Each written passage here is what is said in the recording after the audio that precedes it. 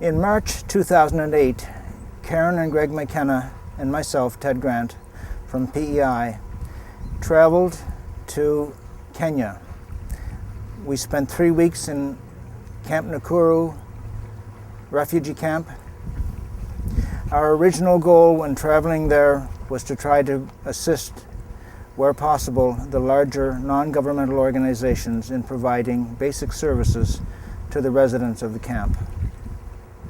What we actually experienced was a very wide range of emotions, but mostly we came away with a very profound experience of the endurance of the human spirit.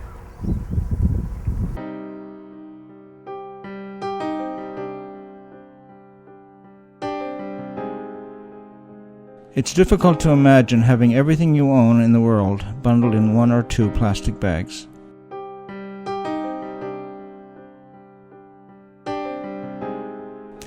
It's even more impossible for we Canadians to imagine the circumstances that these humble, generous people have escaped from.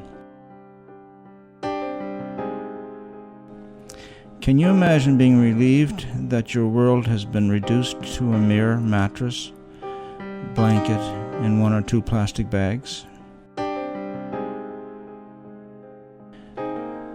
One wonders as you meet these beautiful children what their eyes have witnessed and the indelible marks that are embedded in their psyche.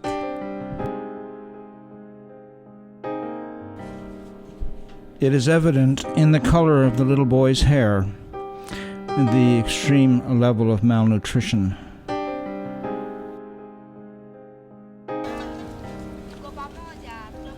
As refugees in their own country, they are so dependent on everyone else, even to the point of not having soap to wash clothes.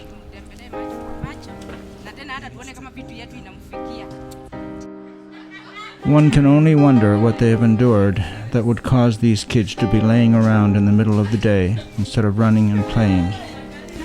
They are so extraordinarily still.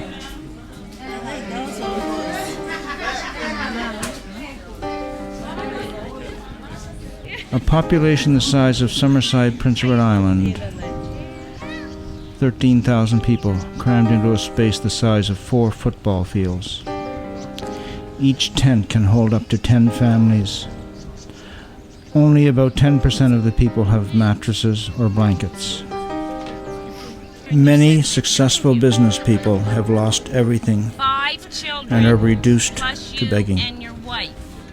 You all share this one tent. It must be a little crowded, is it? Yes. And do you have mattresses, Joseph, to sleep on? Oh, we sleep now. Do you have any mattresses like those? You don't have any yet? Suffering is prevalent everywhere, but AIDS victims must endure a special degree of suffering.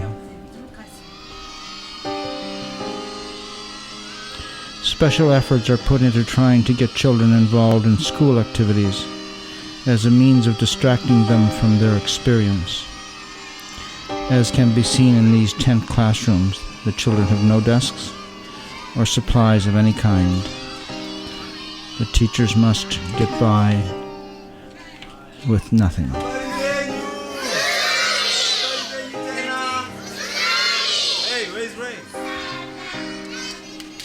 One wonders what these classrooms will look like when the rains come, the very heavy rains, not to mention the noise from the pouring rain on the tents.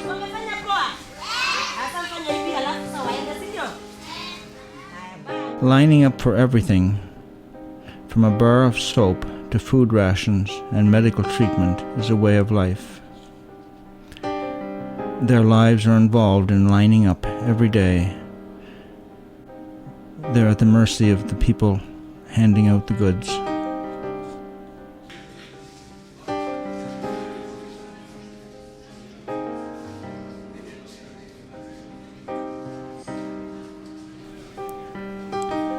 The camp clinic struggles daily to keep up with the never-ending lines of patients. The 10 medical people from the village of Mikinduri were most welcomed. as the current staff were stretched beyond their capacity to keep up.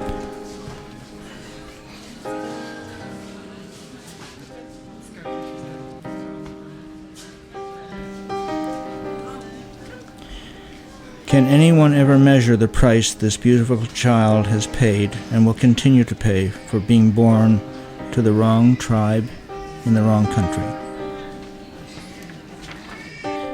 Because of limited resources, decisions had to be made by us as to who would receive inexpensive foam mattresses. As it turned out, we could only provide the elderly, the disabled, and the breastfeeding mamas. Out of 13,000 people in the camp, only 3,000 have mattresses. The distribution camp.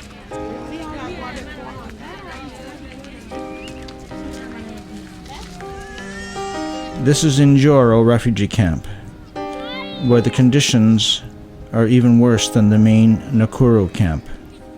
They have no tents, only tarps made into crude tents, and only very basic supplies. Some don't even have face pans to wash their children's faces. This lady has 10 children. She lost 4 of her sons in the same evening of violence, just weeks ago. She doesn't know where the balance of her other 6 children are. She has been left to care for 5 of her young grandchildren, and all she has is a tarp, a wash basin, and a blanket to her name. Yet she endures.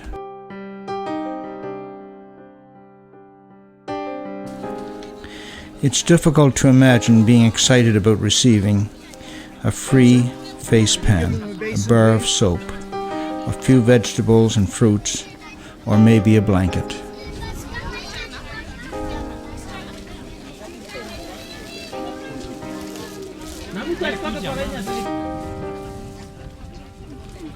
One wishes you could bundle them all up and take them home.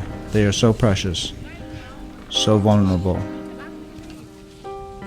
It is impossible to miss the lack of joy and excitement on these children's faces.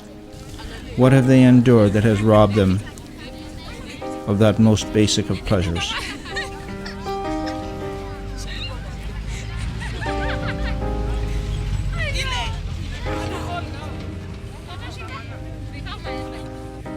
Their enduring spirit allows them to do the only thing they can do to thank us.